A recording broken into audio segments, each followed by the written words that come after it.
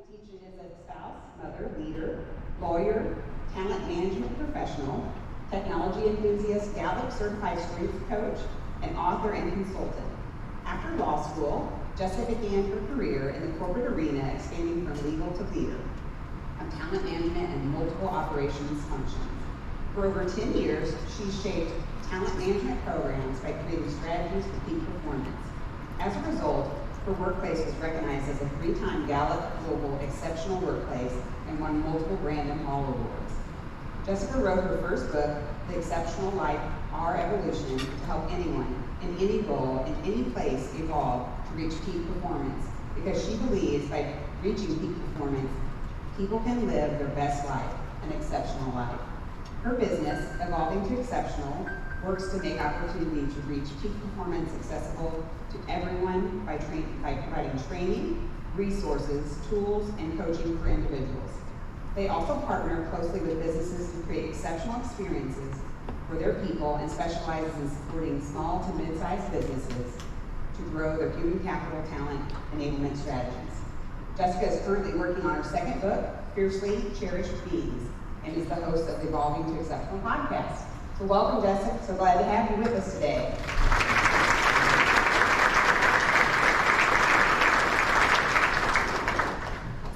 Thank you, Stephanie. Yes, I'm excited to be here. Yes. This is great. Cy Wakeman's a good friend of mine. She endorsed my book, which was fantastic. So Yes. It's great to kind of follow Cy's example.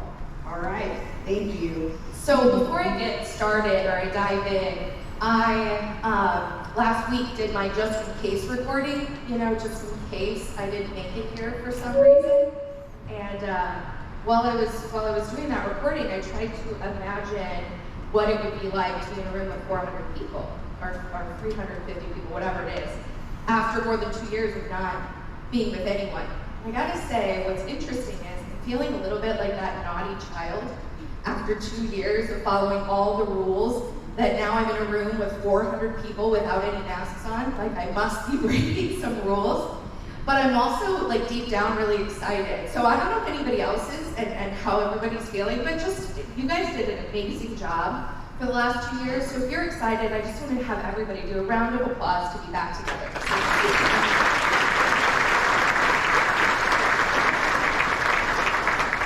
This is also great preparation because next week I take my kids to Disney World, and my 2-year-olds have never been around this many people in their whole lives. So this is some good preparation for me. So before we get into the main topic of this presentation about the power of real reflection, I wanted to take just a minute to do an exercise. And when I asked the team what the biggest challenge or the biggest hurdle you all have faced or been struggling with lately, they told me it was the stress, the burnout, the overwhelm, the exhaustion after everything you've been through over the last few years. So before we get into who I am, why I'm here, and the kind of the meat of the topic, I want you to grab a piece of paper that's in front of you. Let's see if this clicker will work. Here we go. And I want you to start to just jot down what are some of the things that are on your mind. What are some of the things that you're carrying around with you in your mind? So some of these things might be real, some might be stories that we're telling about ourselves, they might be self-inflicted suffering. Just take a moment and I want you to write down all the things that are weighing on your mind. So your relationship with your boss, your spouse, your kids' challenges at school, your fears about the world, your concerns about the war in Russia and Ukraine. Write down what some of those things are that are really weighing on you. Then I want you to write down some of the things that are weighing on you about yourself. These are the things that we think about internally.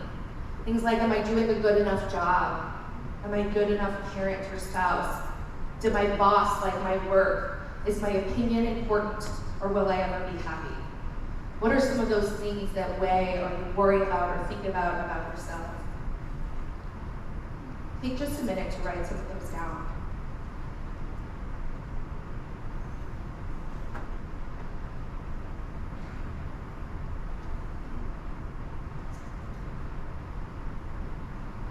my gosh, you feel that load that you carry around with you at any given point in time. You feel the load of everybody in this room and how much everybody is carrying and dealing with and thinking about all of the time. Have you ever considered how much you're holding in your head, heart, and body at any given time?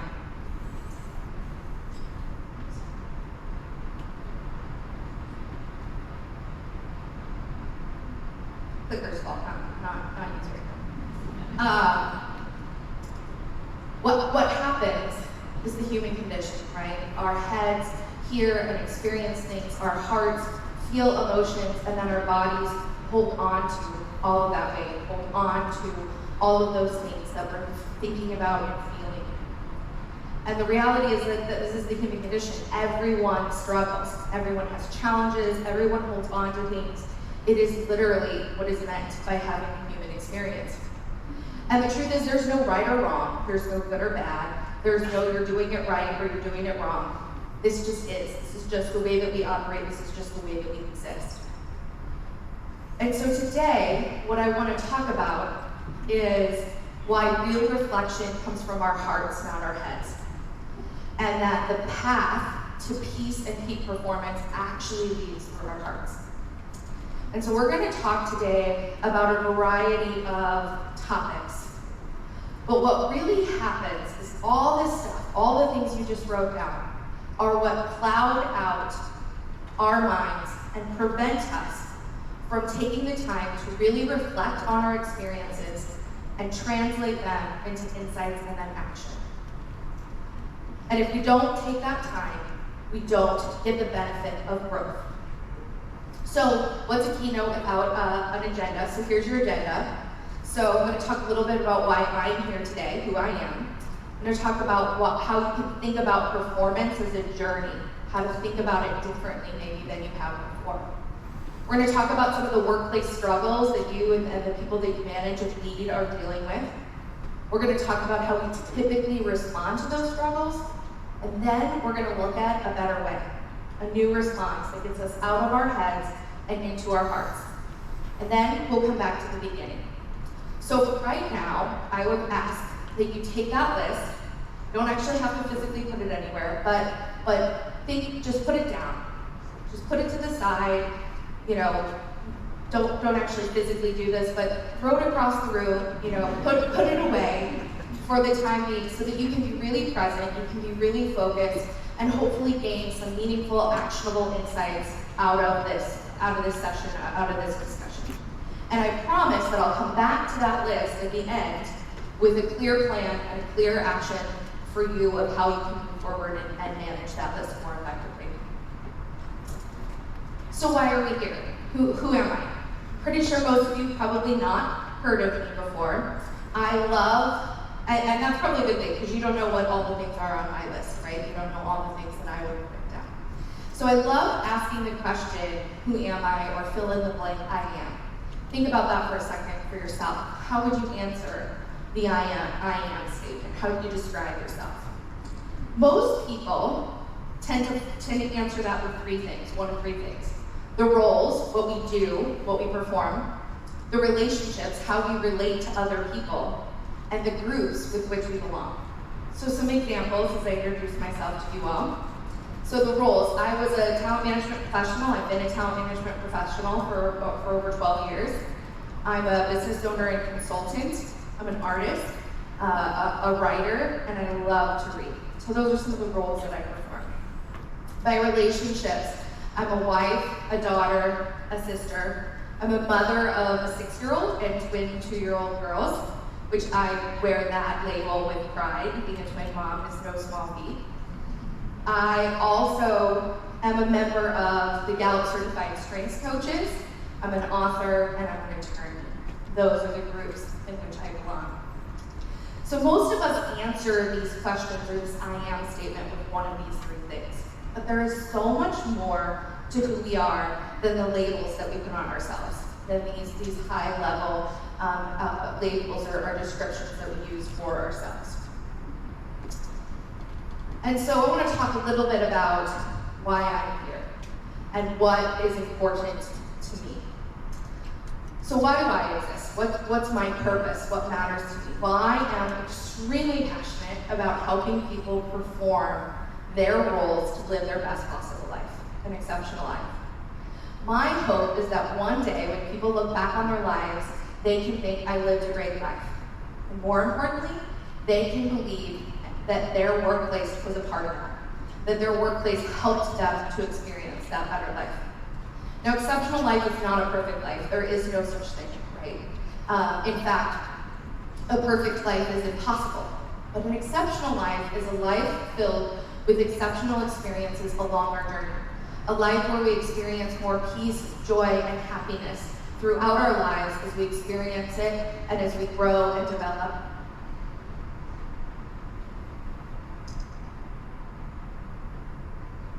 Sorry, it's fine.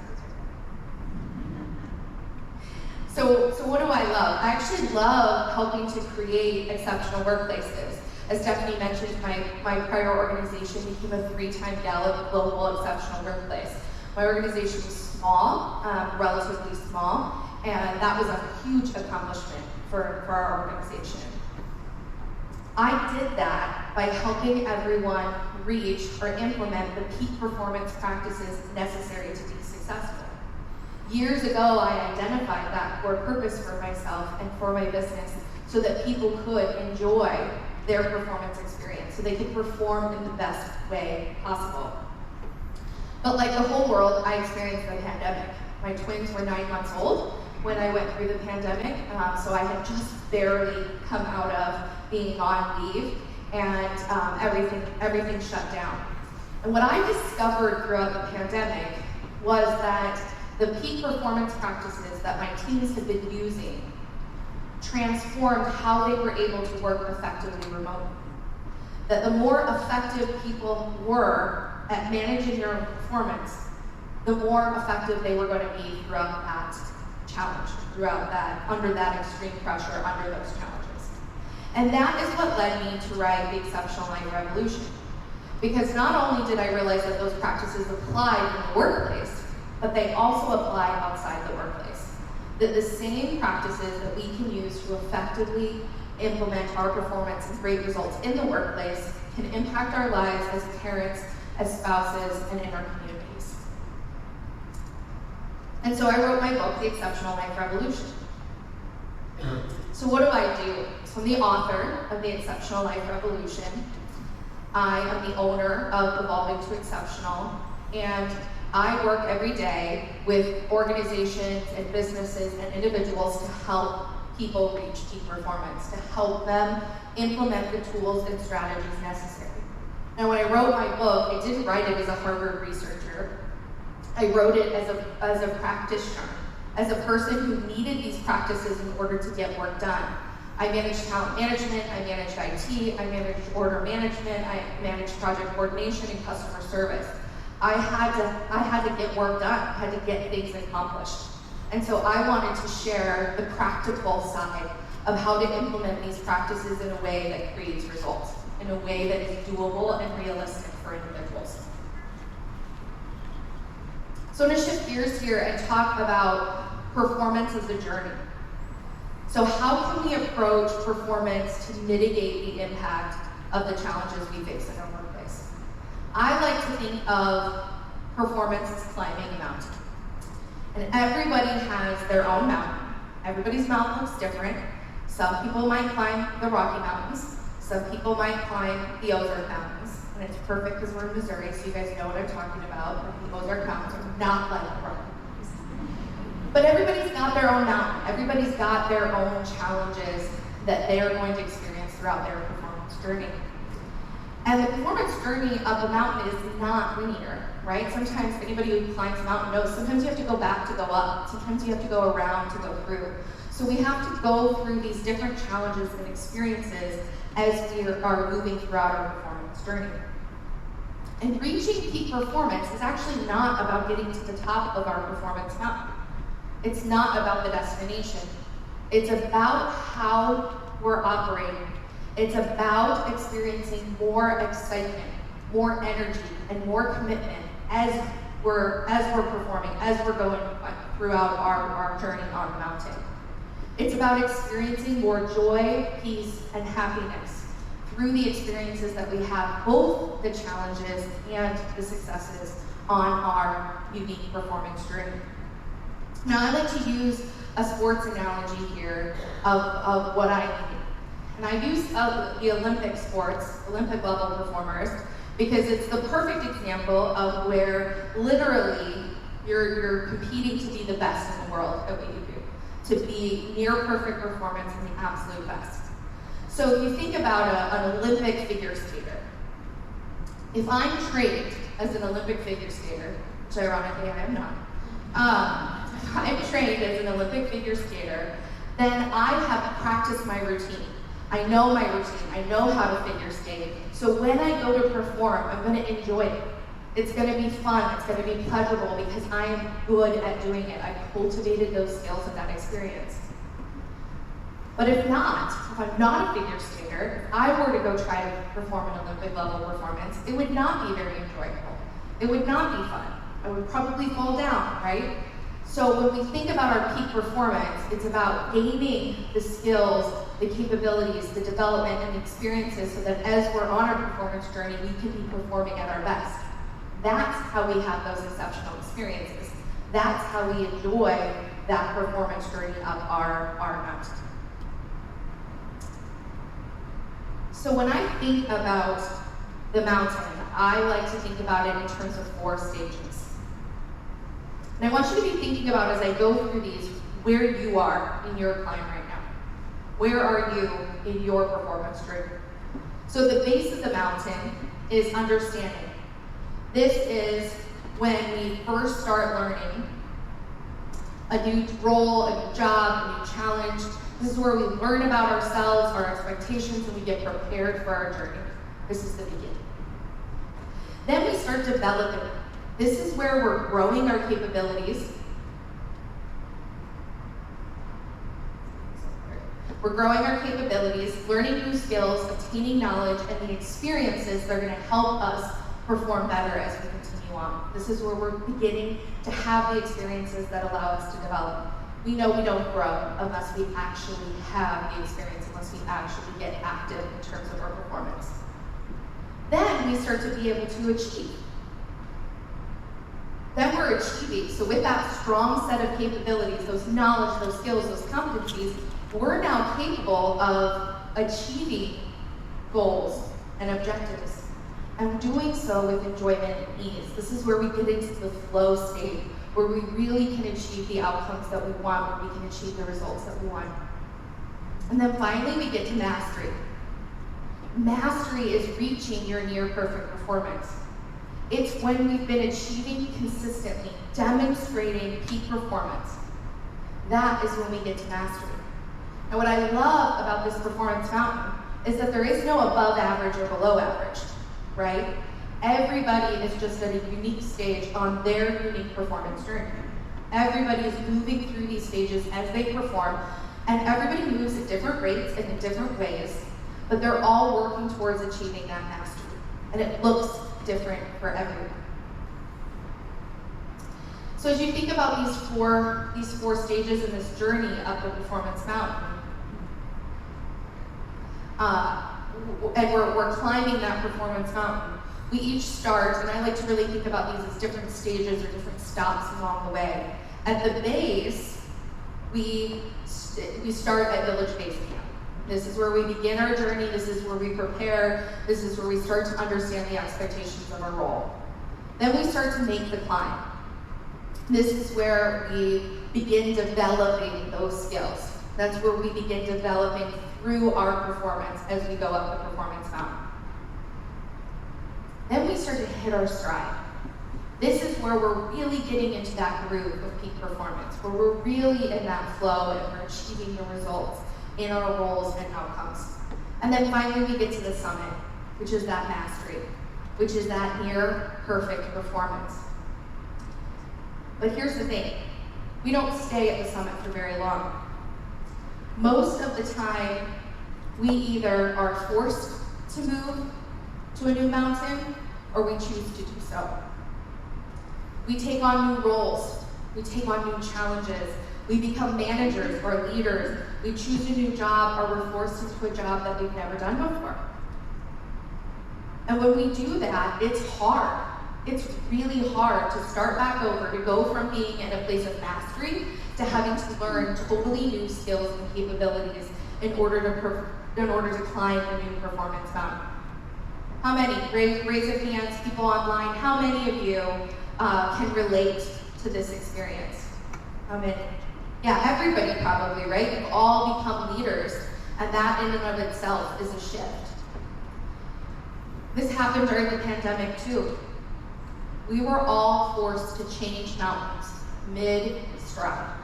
The terrain most literally changed under our feet as we were climbing our performance mountain. We had to take on challenges that we weren't prepared for, that we didn't know were coming, and we had to do so quickly. It changed how we experienced our holidays, how we spent our weekends, and how we spent our money. It most literally changed everything. So it's really not a surprise that everybody struggled. It's really not a surprise that there was an experience of frustration, overwhelm, burnout, because we had to change mountains and we weren't prepared to do so. So what do we need to do to manage this? What do we need to do? We need a framework for reaching peak performance. We need a framework for how to think about the different elements we need to do to be able to reach that peak performance, to be able to reach that stride or that flow state. So these are kind of the three things that I think are really important. The first is really knowing yourself. And it is exactly what it sounds like. It's learning about who you are as a person, beyond all those labels that we talked about earlier. Who you are at your core.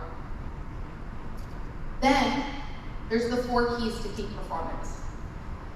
I call these the 4 keys to unlocking peak performance, and they are the knowledge, the information that we need in order to reach that peak level of performance. And then there's the third, and arguably the most important, which is real reflection. This is about taking the time to reflect on our experiences. Often we have the knowledge, we know what we need to do, we know what we should be doing, but we don't take the time to truly reflect on the experiences that we're having in a way that brings about meaningful change in our lives. Let's say that again. Often we don't take the time to reflect on our experiences so that we can translate those into meaningful insights and action in our lives. What happens is we just move on to the next thing on our to-do list. How many of you have done that, right? You've been on a major project, show of hands, you've been on a major project, you just moved on to the next thing. You didn't take time, you didn't slow down, you just kept going. We all do this. We move on and don't take this time. So real reflection is so important to reaching that peak performance, to achieving these results. So knowing yourself is about getting deeper than those labels, learning about your talents, your strengths, what you do best, your passions, what you love, your values, your interests, your motivations, your capabilities, what you're capable of, your knowledge, your skills, and your competencies, and then your performance mindset. This is how you think, your beliefs, the environment in which you perform, and your experiences. And this one is incredibly important. How we think has a major impact on how we perform and the results that we achieve in our performance. The 4 keys to unlocking peak performance. So the first is expectations.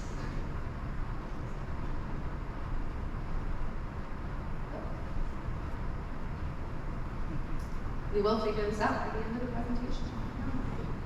So the first is expectations. This is about defining successful outcomes, clarifying roles and responsibilities, and getting really clear on what's expected and aligned on what we're supposed to do. The next is feedback. And feedback is probably the hardest one for me to name, because you can call it a lot of different things, but in the end, it's really important that we receive some sort of feedback loop, that we receive some sort of input back in on how we're doing, on when we're being successful and getting that recognition, and when there are things or areas where we need to improve. The next is strengths-based development. I know you guys are a Gallup organization, but a strengths-based development is an approach to development that focuses more on an individual's strengths than their weaknesses. So instead of trying to figure out how to fix the things that are wrong with people, we look at how we can capitalize the things that are right with people in order to help them grow and develop. And then the last one is accountability. Creating a mindset of accountability. When I say accountability, it's important that we don't think of it as what we call the accountability fallacy, right? It is, when I say accountability, I'm talking about our own personal accountability. How we think about our circumstances and our performance in a way that achieves greater results and outcomes in our lives. That how we focus on what we're trying to accomplish, how we manage through those challenges, helps us to be more successful. So what we're going to focus on today is that real reflection piece, that third piece, and a little bit of accountability. And as I've said a couple times now, in order to have those insights, in order to really grow, really create the outcomes in terms of our performance, we have to gain insights from our experiences. And we can't do that without reflection. We can't do that without taking the time to reflect on those experiences and translate them into actions for ourselves moving forward. And so this is what we're going to really focus on today and go a little bit deeper.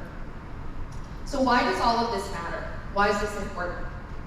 So I've got all of Gallup's statistics up there. I think Gallup has studied this for so long, they've pretty much definitively determined or demonstrated the effectiveness of having peak performance practices or having strong performance practices on employee engagement and how that translates to meaningful business results.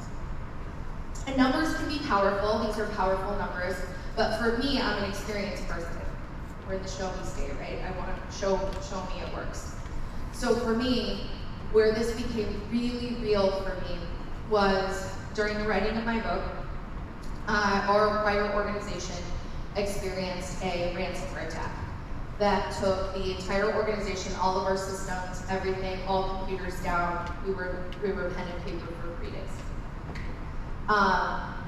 And during that attack, and I was responsible for IT, HR, operations, all of these supporting functions, I watched our teams of people apply these performance practices that they'd already learned and go through that challenge with ease.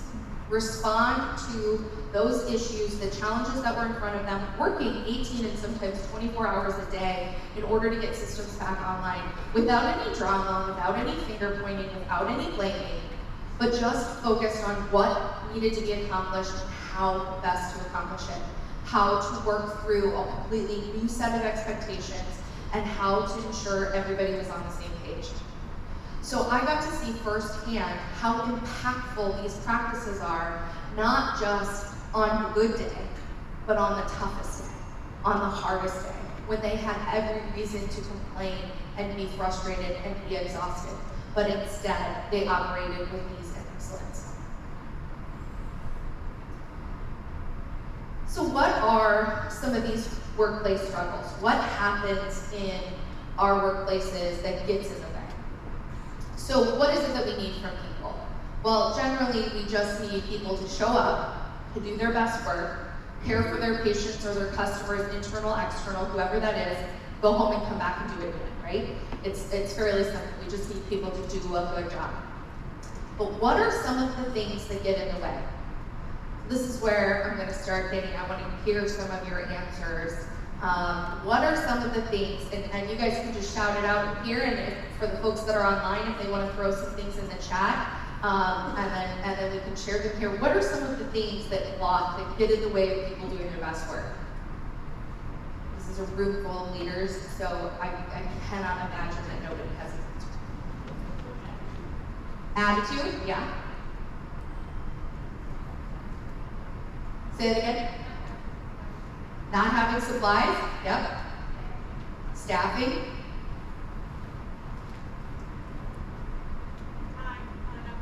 Not enough time. Life, yeah, absolutely life. Anything online? Yeah. We have family and personal issues. Family and personal issues, you bet. So generally, no matter where I do this or who I deliver it to, it's almost always the same things.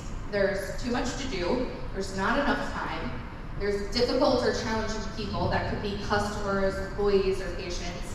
There's never enough resources, people, supplies, or tools, and there's never enough communication. And the common theme here is that it all has to do with our circumstances, right? It all has to do with the situation we're in. So what happens, too far. What happens because of these challenges? How does it impact work? How does it impact employees? How does it impact patients? What do you think? Get stuck, yeah. Negativity, you bet.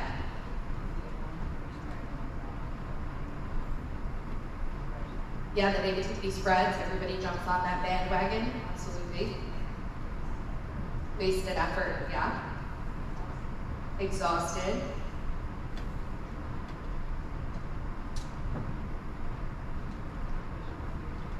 Patients see it, yeah, people get upset. Notice it.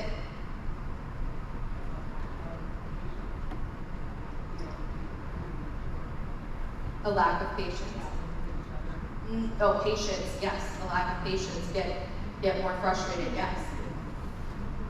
So whatever they are, whatever these challenges are, they cause us to get what I like to call stuck in the hole, where we fall into this lack of accountability, one of these elements, and we're demonstrating this complaining, blaming, finger pointing, resistance, conditional commitment, judging. It causes us to fall in and struggle. And every single person, every single one of us falls in the hole.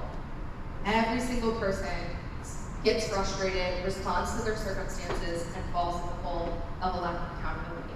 It's just the human condition. It's just what happens. Why does it happen? Because life is hard. The challenges that we face are hard. And especially in your space, over the last 2 years, I would be shocked if people weren't falling in the hole.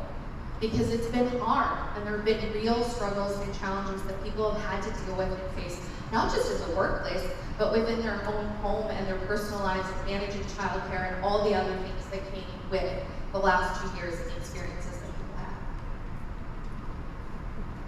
So how do we typically respond to these limitations or to these challenges? How do we typically respond, either as leaders or for ourselves? What do we typically do? We typically respond with our heads. We start trying to think our way out of problems. And I have problems in quotes because are they problems, or are they really just our current state of existence? As we experience these challenges, we try to think our way out of these problems. And that causes us to create reasons, stories, and excuses. This problem is happening because they didn't do what they should have done. This problem is happening because there's not enough people, supplies, time. I couldn't do it, I didn't have enough time. This is a problem because they didn't tell me. I couldn't do it because I'm exhausted. We come up with all the reasons why we couldn't be successful, why we couldn't achieve the outcomes that we wanted to achieve. And as leaders, we start to think about, or as leaders, we start to try to spend all of our time thinking about how to change, fix, connect, critique, improve, change, or do something. We are focused on how can we fix the problems, fix these challenges for our employees. And we know that what we focus on becomes our reality. And so if the problem is our focus, then the problem is going to become our reality. We become so focused on all the problems that we're experiencing, that's all we can see. All we can see is the problems that need fixing, the things that aren't working right, the things that aren't executing or happening the way that we would like them to be. And our beliefs impact our reality. So whether we believe something to be possible or impossible, we will be right. So if we believe that we can't solve these problems, if we believe that all we have is problems, then that's all that we're going to experience. But the truth is, there are no perfect circumstances. This is just our current state of existence. This is just life. Struggles happen, challenges happen, and we have to figure out a better way to respond to all of these challenges. So what do you think is the root cause of this way of thinking? What do you think causes us to get stuck in that dark, overwhelmed state? Anybody brave enough to try to see? What do you think? What's the root cause of this way of thinking?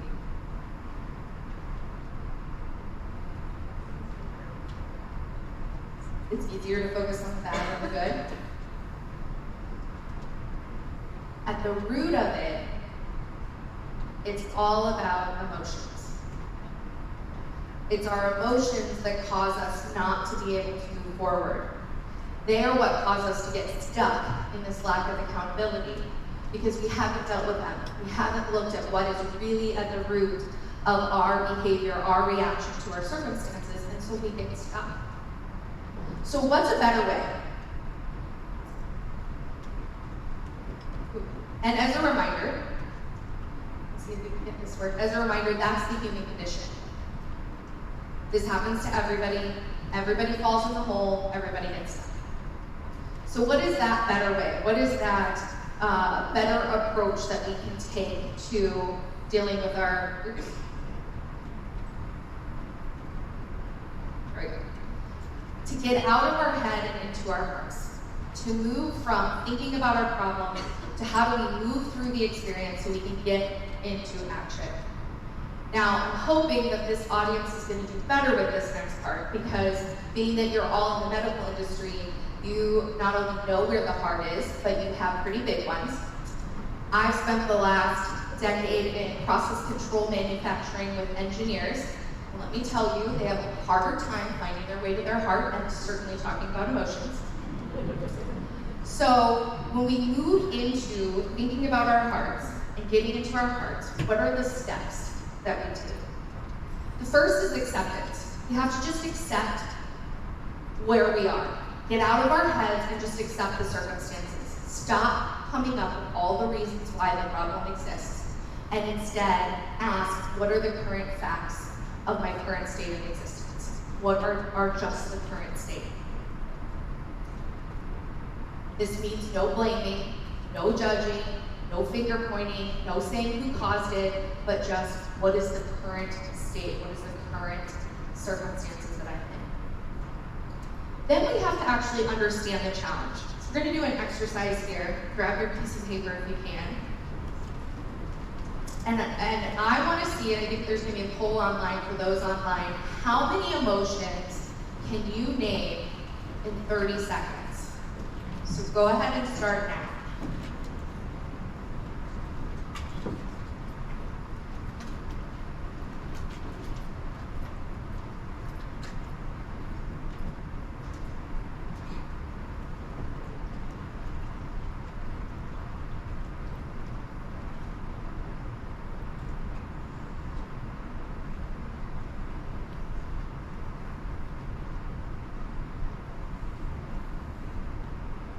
And stop. All right, let's see. How many got over 5? Okay, pretty good. How many got over 10? You. Anybody over 15? All right, we got 1 over 15. Good job. Let's do a round of applause there. How about online? Did they, beat us out online? They had about 44% that could list 10 or more. Oh yeah, well see they can cheat, right? Because they're on a computer, so they can Google real quick, right, what the emotions are. So I've done this exercise, and actually most people struggle to come up with more than 3. And I'd love to pick on engineers. I have 3 of them in my family. My husband's an engineer. First time I asked him to list emotions, he could come up with mad, sad, and happy, and that was it. That is actually not uncommon. We don't often think about all the different types of emotions we experience. Instead, we start at the top level. So this is an emotions chart, and this only has the negative emotions that might lead us to a lack of accountability. It doesn't have all of them. But most of the time we're at that top level. We know we're angry, or we know we're sad, or we know we're hurt, but we don't go deeper. We don't go deeper into what is really going on, what is really happening. And understanding the challenge is about understanding what is the emotion that's leading us to that behavior. Why are we complaining? Why are we resisting? Why are we blaming someone else? It's the meaning behind the stress, frustration, anxiety, and behavior that we're demonstrating.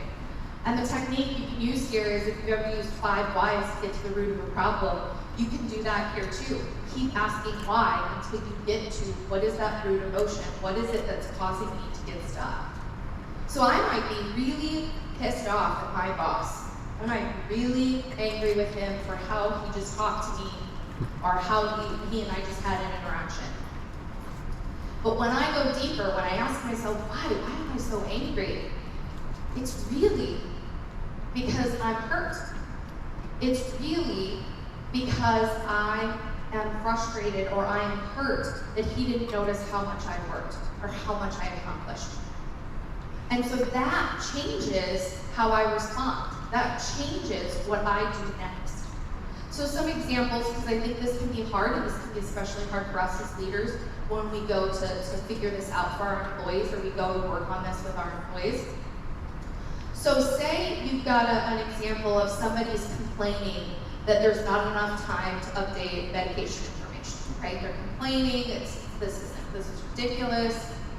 If you get to what's really causing that, it is that they're worried about patient care and giving patients adequate time. That actually it's coming from a positive place of concern. Maybe somebody's resisting doing an assigned or required task. We've had that happen. It's really frustrating as a leader, right? How come they aren't doing what I asked them to do?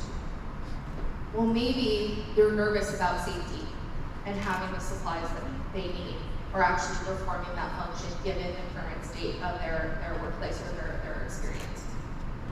Maybe somebody is blaming their manager for not communicating expectations clearly.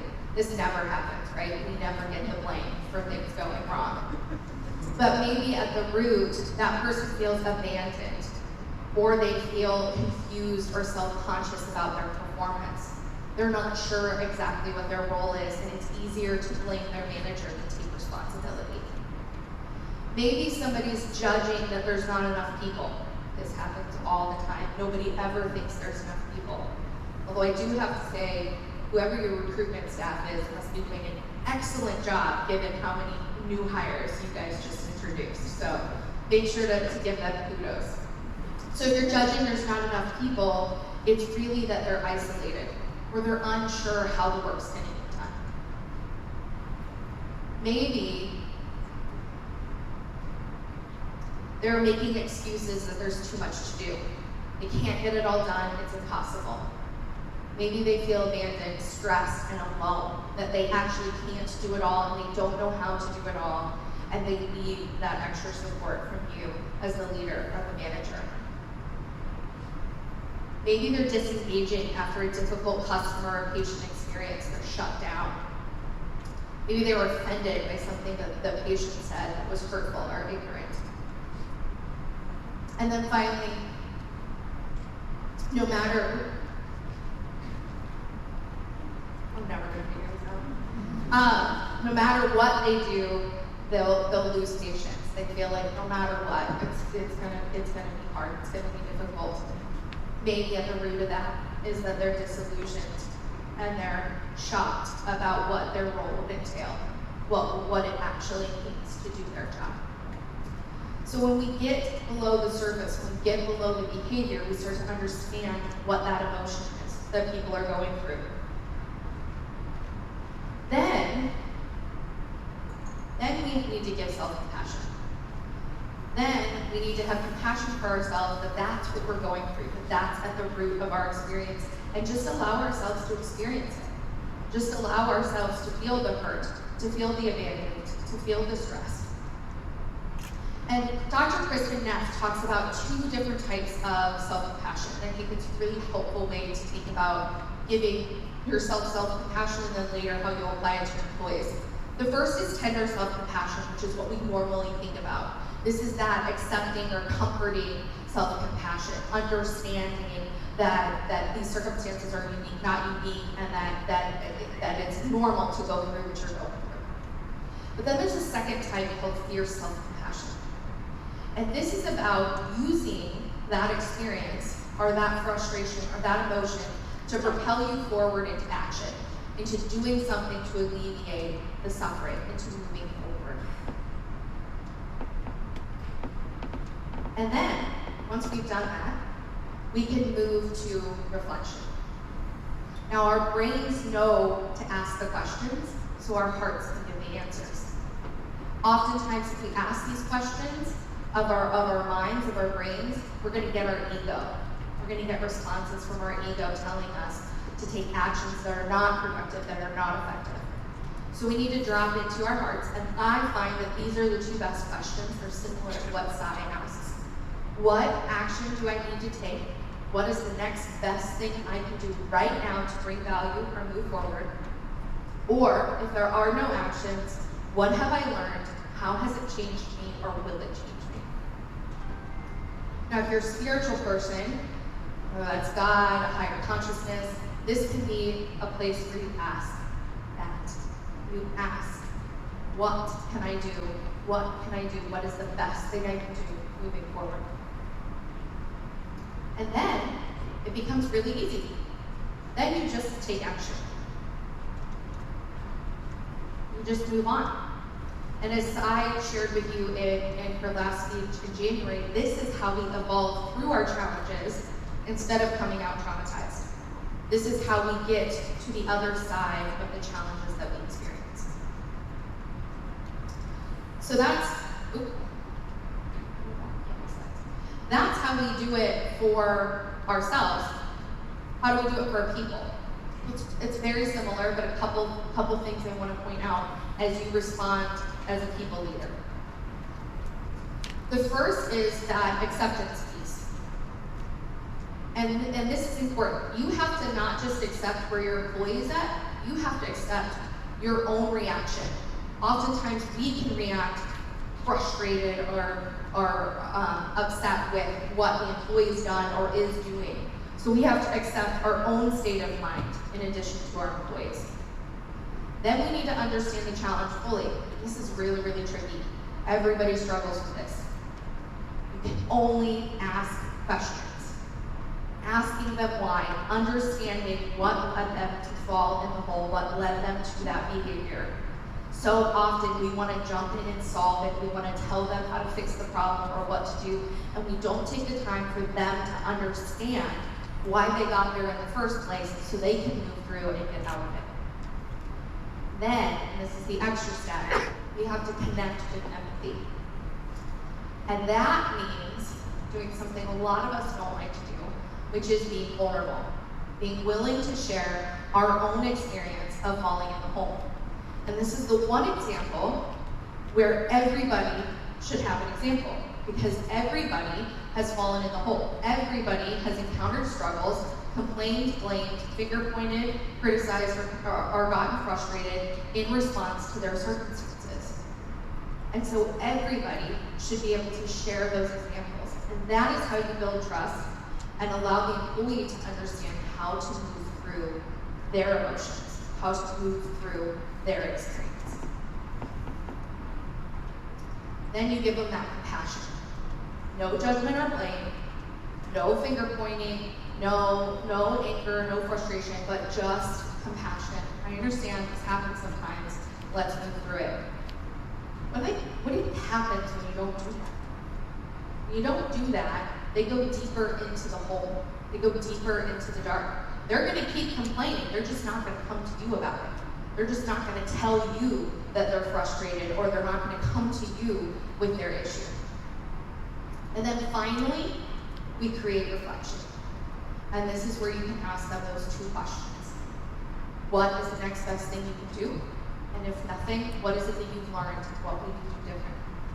And that will move them through. That will move them out of the hole and back into action, back into productivity, and teach them how to get there themselves.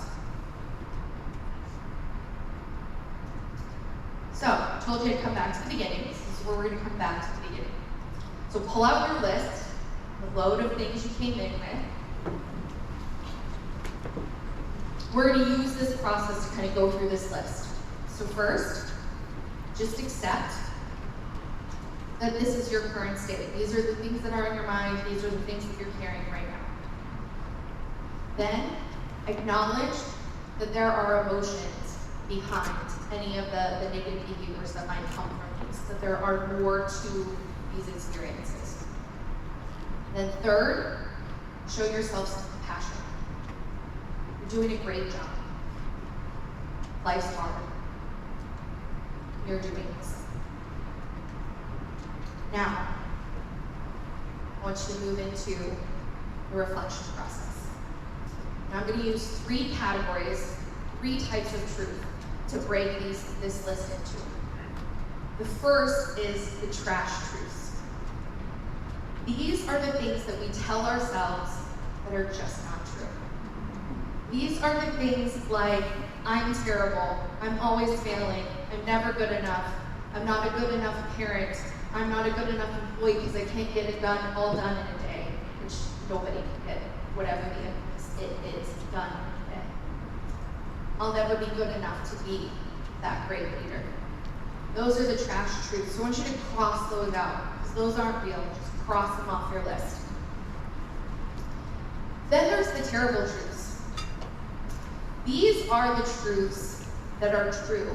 They're real, and they are terrible, but we can't do anything about them. That we have no control, we can't actually change them. All we can do is keep allowing them to traumatize and hurt us. These are worth feeling, but not holding on to. So I want you to put a box around these truths.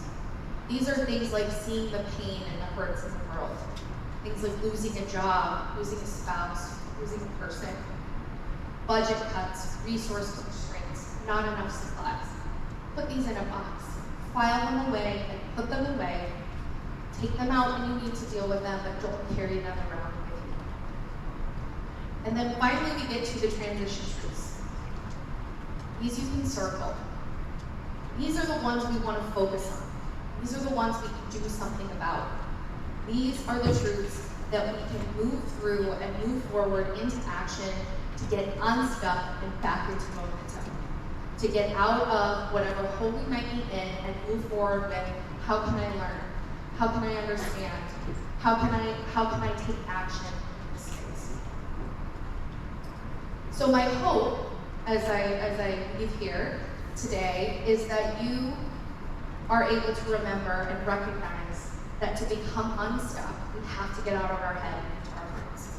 And that's where real reflection occurs. That's where we really translate our experiences into those insights and actions that can change our performance and our results and our behaviors. Now, they're gonna play video, but before we come back for break, and I will do, I don't know, Stephanie, if you want to do questions now or later, but I want to hit on that. We're going to be putting what we just did into use after the break. So what I would like you guys to do is be thinking about a time while you're on break where you were stuck in a hole. A time where you were struggling with your experiences, with your circumstances, and be prepared because we're going to partner up and we're actually going to share those. So be thinking about when you were stuck, when you had a challenging circumstances. All right.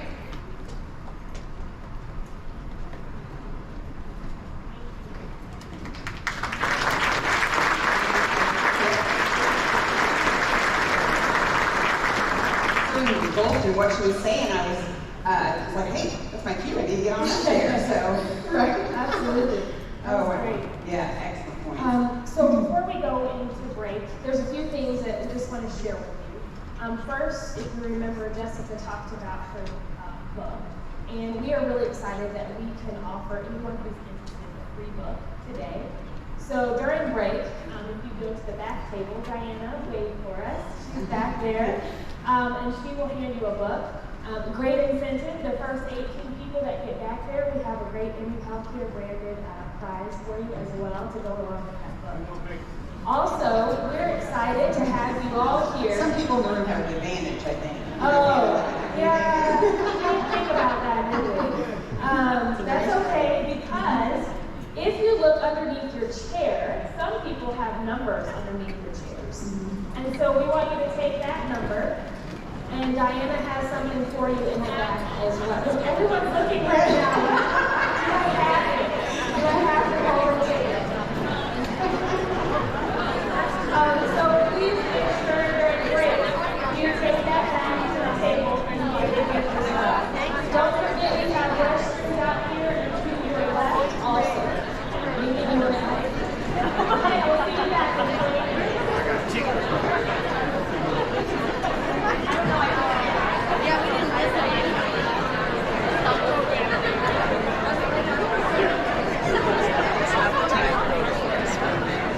We'll try to work together on how this relates to healthcare and things. So.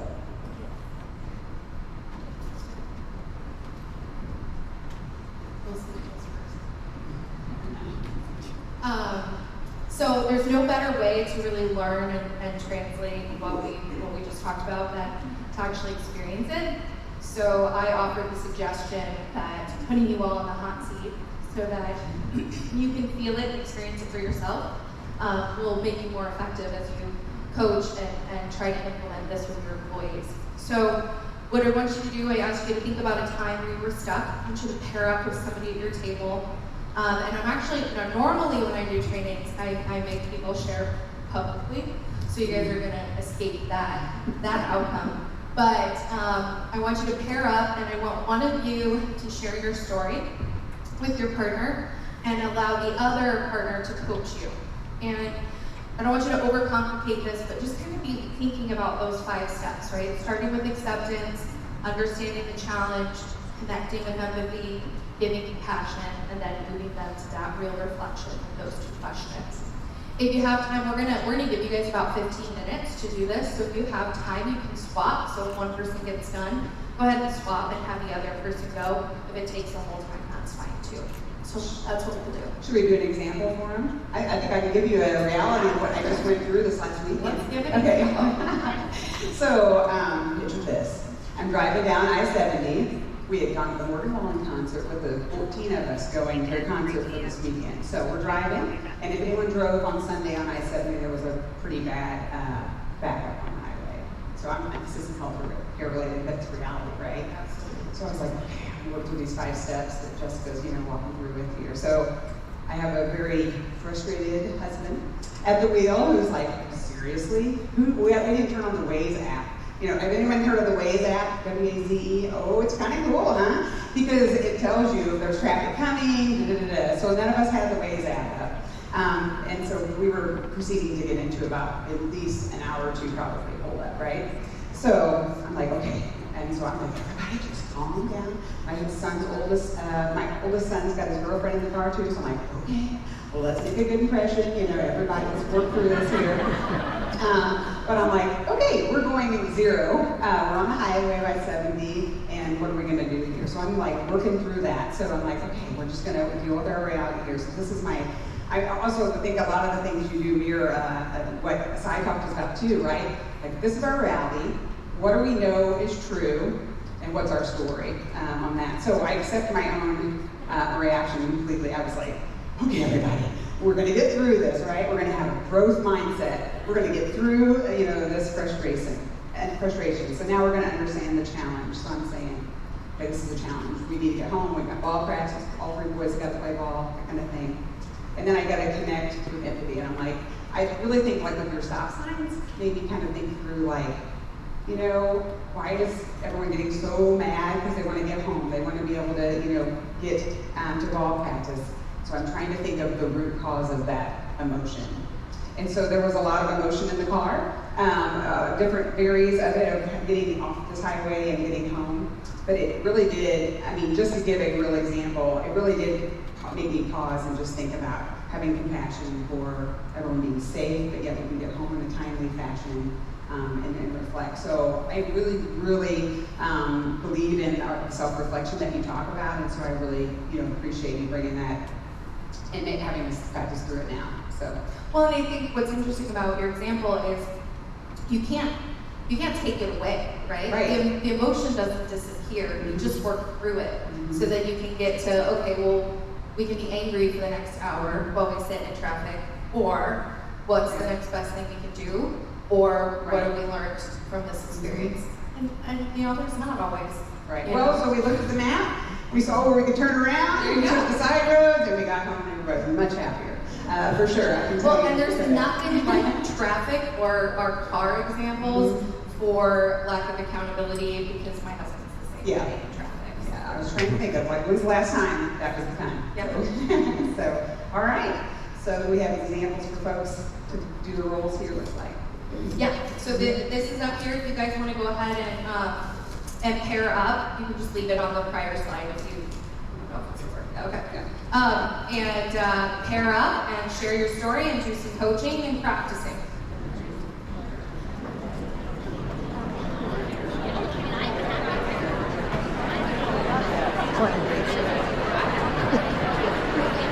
What's the next best thing I could do?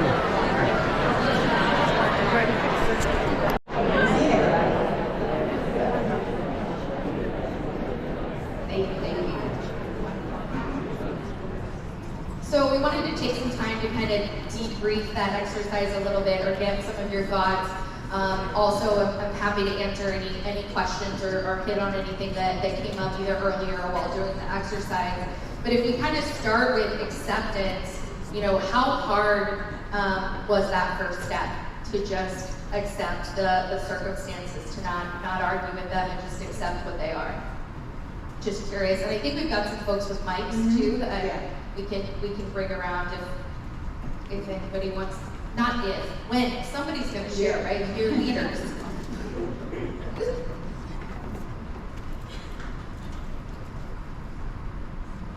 Should we rephrase the question? Do they need another prompt? No, well, I am an attorney, so we can do that. So, was it hard? Was it hard to accept it? Maybe let's see a show of hands. Was that hard to accept the circumstances? Okay, raise your hand for real if it was hard. There we go. How about, anybody felt like it was really easy? They could just move right through it? Okay, so 0 hands in response to that. So what made it hard? Why was it hard to just accept them? You all just raised your hands that it was hard, so there has to be a reason why it was hard. We're human.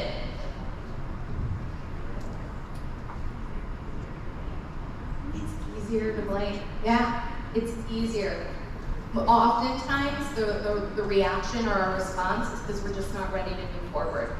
So we're stuck in this place. It's easier to blame, complain, point fingers than it is to actually move forward and get out of it. How about understanding the challenge? How many people slipped into problem solving? Anybody slip into problem solving? Let's see hands. So you guys actually did pretty good. When I do this with engineers, I mean, I get a whole room full of hands, because if it is not in a spreadsheet with a pivot table, then it's not solvable, right? So what happens when we go right to problem solving as leaders? What happens when we move right into, oh, here's how we fix that? What do you think? Anybody? Don't get the whole picture, push back in the hole. Tanya back there.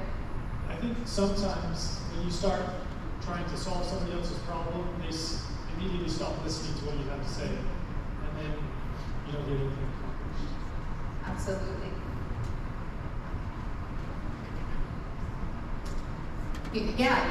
You're solving it for them, so they're not working through them. So now it's easier to come to you to fix it, right? You tell me how to do it or what to do.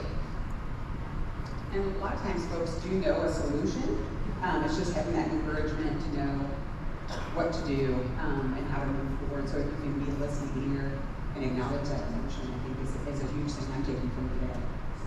What did you learn? Anybody learn something that they might not have found out if they hadn't have asked you questions? Anybody willing to share that they learned something that they might not have discovered about the challenge for a person if they hadn't kept asking why or gotten to that root emotion?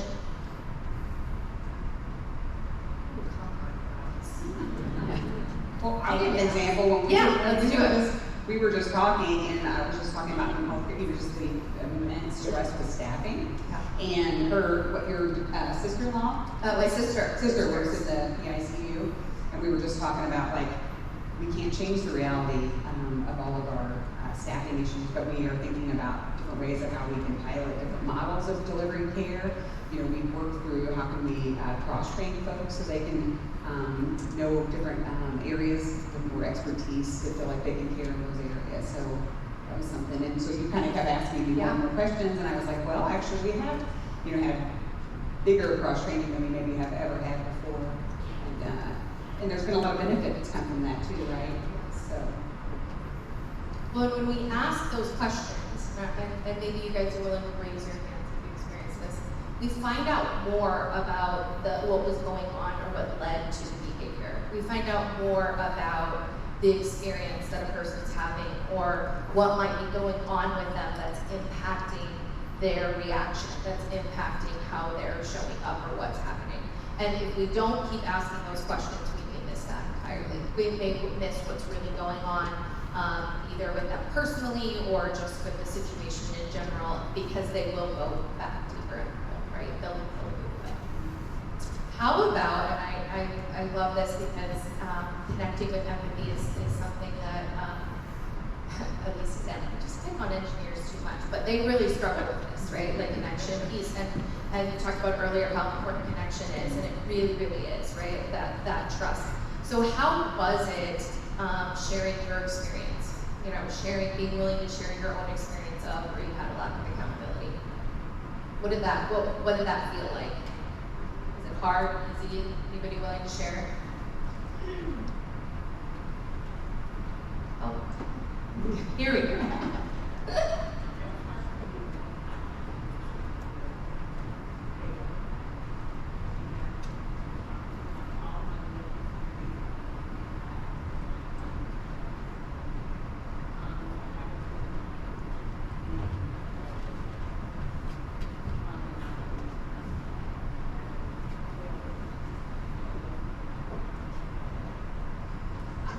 Could you repeat all that?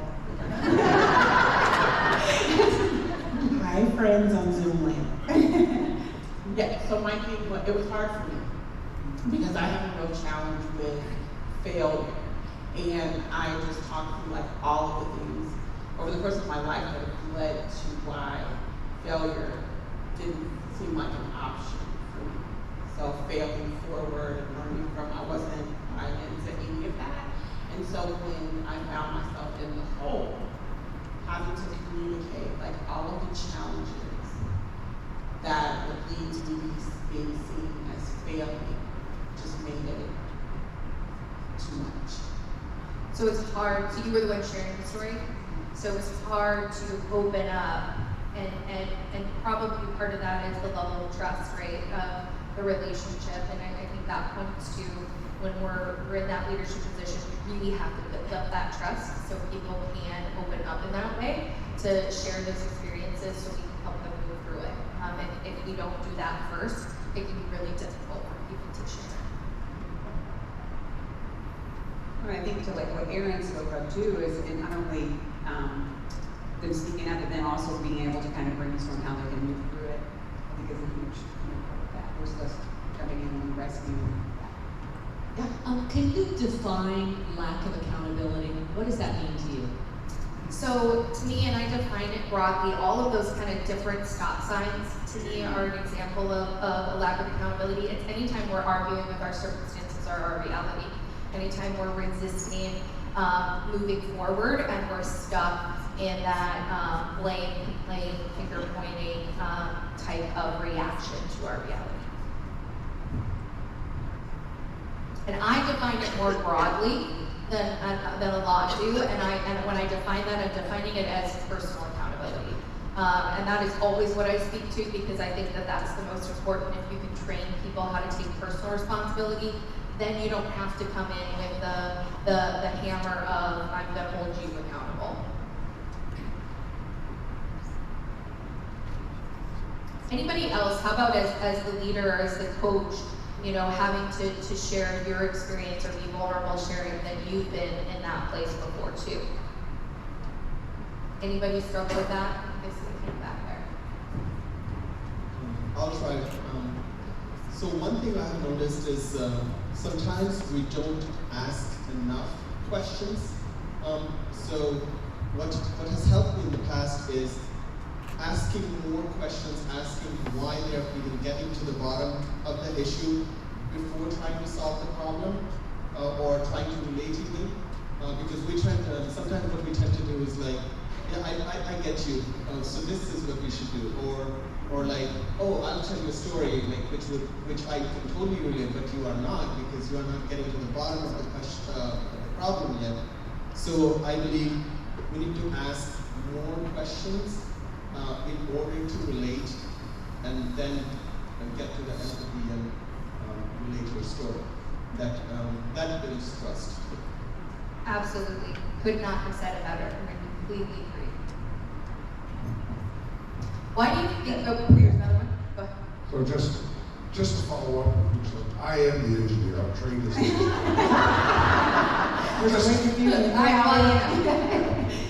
And I do agree, because I found myself in these situations where I'm trained to solve problems and fix issues and not hand them out to somebody else.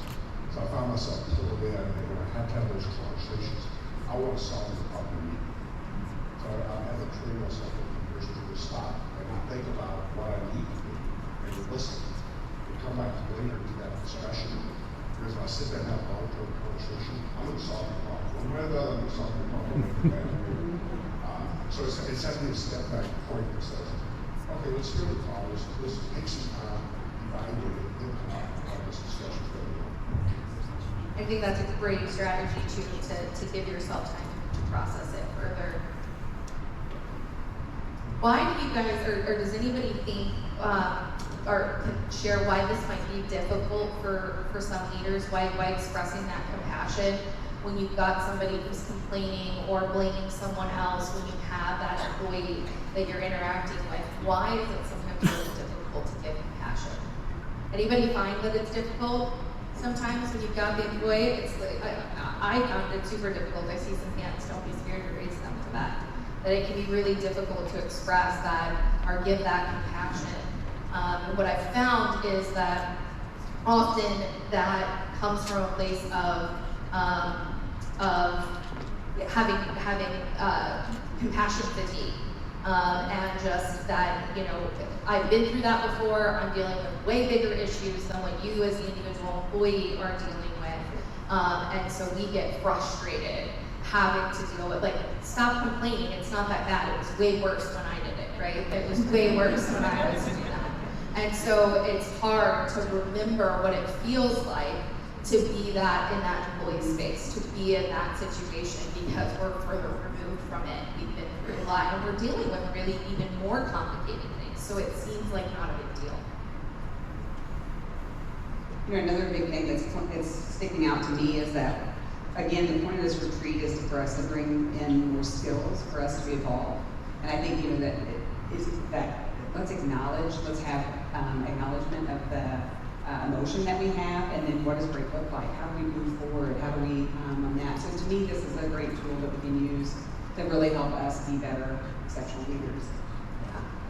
So who felt after you kind of got through that process that then it was easier to move to that reflection piece once you kind of went through the conversation? Let's see, hands, people online, was it easier to get to that reflection? Anybody want to venture a guess why that felt so much easier once you got through those challenges?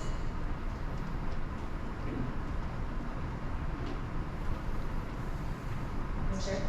Yeah, I think it's just because being able to help acknowledge that and being able to, show that compassion, you're able to not go down that path of judging or blaming. And so you kind of like stop that mental railroad or derailing that we do. So just personally, I found that going this way and having personal accountability and acknowledging my reality, what is true, what is my story, and how do I move forward, I just moved through. I mean, again, I gave the example of the I-70s, but I was able to move through that. I think a year ago I would have reacted much differently, and we probably got into quite a little squabble about that. But I'm like, you know what? I know I'm like, great mindset, whatever. But it's so true because I really do feel like those tools help me move. So I debrief with my children, right? I'm like, okay, let's talk about fixing growth mindsets. And we were talking about, just you've got a household of little ones, and you talk about emotions a lot. But I mean, this works. It really works, and that's another huge thing, in my opinion, to this is that this is can be used personally and professionally. So this isn't, at work I'm this person, and at home I'm that. I mean, it works both ways. So that's how I think it's gotten easier, because I'm more polished at stopping the derailment of my mental thoughts of being very negative and saying, it's not that I'm just saying, oh, whatever, let's not acknowledge it. But it's easier, and honestly, it gives me more mental peace. So I guess I'll just say I'm being selfish, because for me to be able to move through, I'm like, I don't have to be so frustrated about a situation. I can have control of my situation. And I think ultimately that's what we're trying to do. And I think the biggest thing that you teach your employees when you go through these steps is how to then do it for themselves, so that they can work through it and manage themselves to a reflective point where they solve their own problems, where they figure out how to get back into motion and get back out of being stuck. And that's really, because we all fall in, that's really the goal, is how quickly can I get back up? How quickly can I get out and keep moving? Because we're going to keep getting stuck. Right. So I want to open it up, because we have just a couple minutes left. If anybody has questions or anything in particular they want to ask or share about the experience, or just give a chance for that, I'll be available afterwards too if anybody wants to connect after. And if you did get a book on site today, should be open to signing those for you too if you're interested in that. Yeah, I'll be out there at the end to sign them. You want to advance the slide. I'll also share, I'm going to provide some extra resources. I told them when I came to do this, one of the things that's really important to me is not to just give a motivational speech and leave, but to have leave you with something that you can actually put to use, because that's why I wrote my book, was to make it practical, to make it applicable. So if you didn't get a book here today, I see that they're gone now. You can, they'll send you an email with a link. There's also a QR code if you want to snap an image of that. And you can get a free book after the fact. There will also be a handout available with the real reflection, just a few page workbook that gives you kind of these steps as a handout. And then I'm providing you all a free course that's really targeted for individual employees, but it's around having that high accountability mindset, and it's how to apply some very specific practices to get out of the hole. So how can you move yourself through and out of the hole? And then I will be back in June and August to do high accountability workshops for managers. So those will be some additional add-on things you can do to kind of take this forward and put it into practice. So everyone online, the original leaders that were involved with the retreat, that will have that accessible to them. So that's an online course that she's offering free, which is awesome. And then, like she said, we'll have sign-ups in Saba for some on-site smaller group training. So wonderful. So if there's no questions, I guess we'll move on to our next thing. And Lauren, you're going to come up and join me. We're going to actually do just a real quick highlight. Really quick. Oh yes, sorry. And just so you know, there's the stickers. You're fine. The stickers on your table, I had those made so you could take those home. Those are window plates. You could put them on any window. I put one on my bathroom mirror, so every morning I kind of remind myself to not stay stuck in my head but get in my heart. So those are for you to take, and you can put them anywhere that makes sense for you. But that's kind of a takeaway for you to be able to remember that kind of concept. Awesome. Thank you guys so much for having me. I appreciate it.